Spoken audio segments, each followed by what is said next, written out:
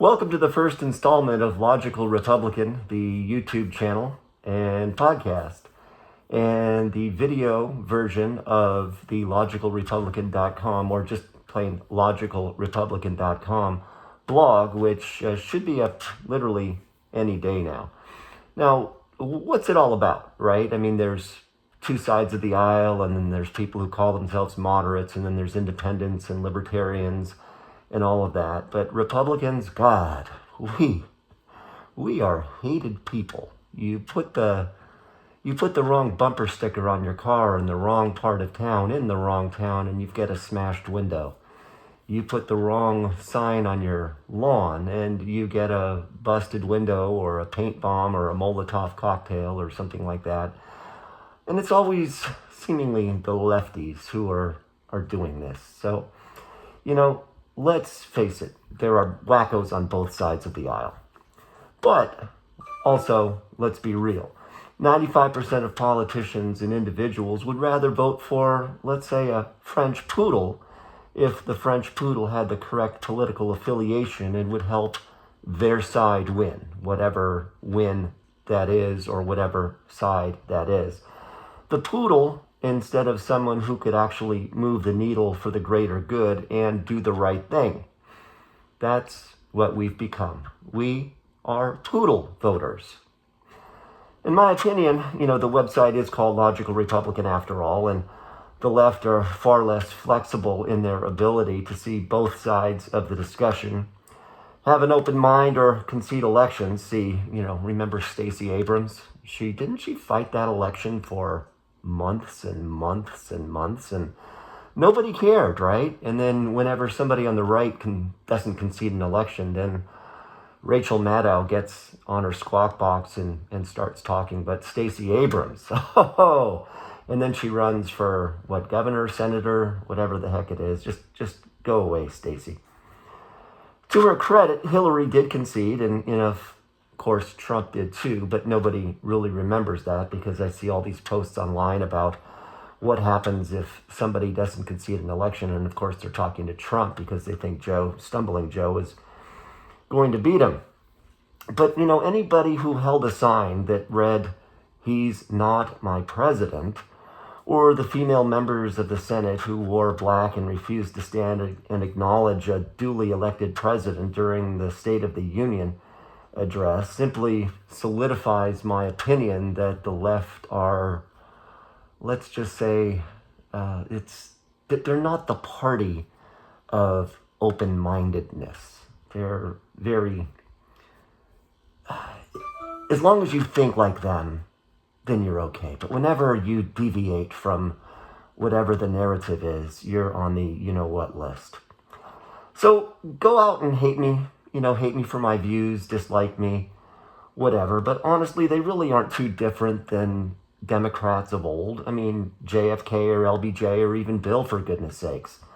But we've become so polarized that we can't say this or we can't wear that, or, I remember, people getting beat up for wearing a red Trump t-shirt back in the first 2016 election, or people getting, mobbed or things thrown at them for wearing a MAGA hat, for heaven's sakes.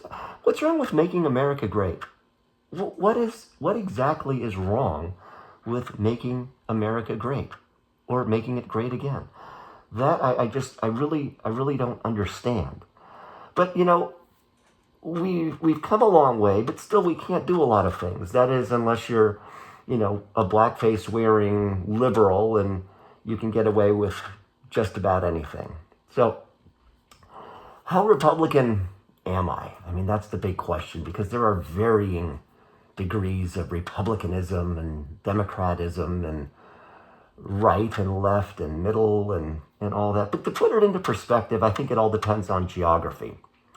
So in California, I'm considered a right-wing wacko. I go to Texas, and because I'm from California, I'm just an avocado-eating pansy. I don't own a gun. I don't care if two guys or two gals get married. I'd probably abolish government pensions. unless you're teaching my kids or protecting me or saving my life. That lazy bitch at DMV, she gets the 401k. So, girls are girls, boys are boys, all of this trans stuff, yeah, whatever. If you want to dress up in somebody else's clothes, so what? I really don't care. But, what used to be a drag queen or a cross-dresser is now a trans person, whatever.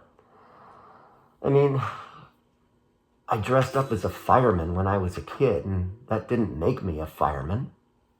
Why does dressing up like a girl make you a girl? I don't know. I wanted to be a fireman. I wanted to be an astronaut. I dressed up like an astronaut for Halloween, and I sure as hell didn't get on an Apollo spaceship. Oh my God. Remember Sylvester, the disco drag queen? One of my favorite disco era singers. Now, I'm wondering if Sylvester were still alive, would he identify as a woman? His name is Sylvester, after all. I don't know. I'm just kind of curious about that. But, I could really give a rat's ass about how you identify yourself. Identity politics is all about putting people into buckets and expecting those buckets to act accordingly. I don't check boxes. I don't know about you, but I'm just against the box. They and them, last time I checked, were plural, right? I mean, he, her, she, him, whatever. They, them. They, to me, refers to a few people, a group over there. Them refers to them, those guys, those gals, those people over there. So unless there's more than one of you, pick a singular pronoun. Please, please, please, please. Bottom line is, why am I here? I mean, everybody's online. They're a prognosticator, they're a critic, they're a whatever. I'm just basically here to call bullshit on things that are against all logic and are counterproductive to the greater good as I see it. And, after all, this is mine. So as I see it, I comment on it. So agree with me or don't, but, make a comment, leave a comment, tell me all about it. I'd love to hear about it. There's going to be a lot more coming. Click the like button, click the subscribe button. More coming tomorrow. And hope to see you then. LogicalRepublican.com coming soon. And have a fabulous day.